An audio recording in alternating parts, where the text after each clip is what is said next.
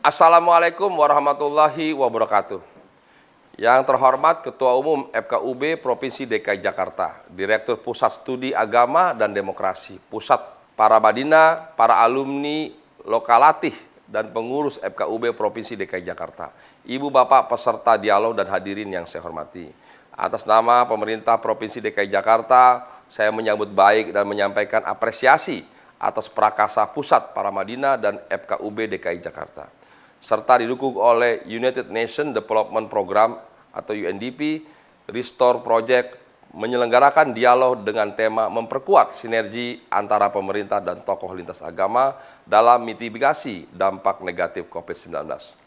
Dialog ini bertujuan mulia, yaitu memperkuat sinergi antara pemerintah daerah, tokoh agama, dan masyarakat dalam merespon dampak negatif COVID-19 terhadap kohesi sosial di kota Jakarta dan mensosialisasikan narasi positif dalam merespon dampak negatif COVID-19 di kota Jakarta. Ibu Bapak peserta dialog yang saya hormati, pandemi COVID-19 yang telah berlangsung selama kurang lebih 13 bulan terakhir ini telah memberikan dampak kepada seluruh sektor.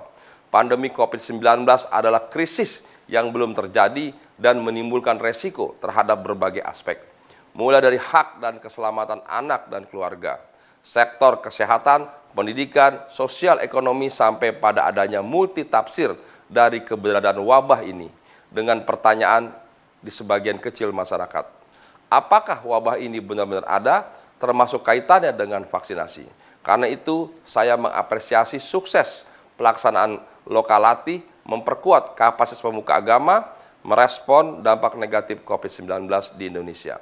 Pada 1-2 Februari 2021 yang diselenggarakan oleh Pusat para Madinah bekerja sama dengan FKUB DKI Jakarta serta didukung oleh Restore UNDP. Saya berharap dialog ini menghasilkan rumusan mitigasi yang perlu dilakukan oleh pemerintah dan tokoh agama dalam merespon dampak negatif COVID-19, baik yang berkaitan dengan perlindungan sosial, penyediaan lapangan kerja, maupun menyiapkan stimulus ekonomi bagi para masyarakat pekerja yang terdapat COVID-19, serta terbangunnya narasi positif di masyarakat dalam merespon dampak negatif COVID-19.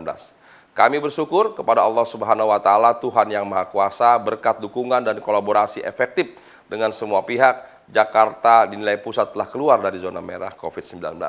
Namun kita tidak boleh lengah ataupun senang dalam status ini, karena kita harus bekerja lebih keras lagi, harus berkolaborasi lebih efektif lagi, agar virus corona benar-benar dapat kita kendalikan.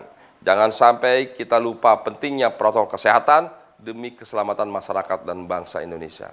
Kaitannya dengan vaksinasi yang saat ini terus dilakukan, masyarakat perlu diberikan pemahaman bahwa setelah divaksin tidak menjamin orang divaksin tersebut terbebas dari COVID-19.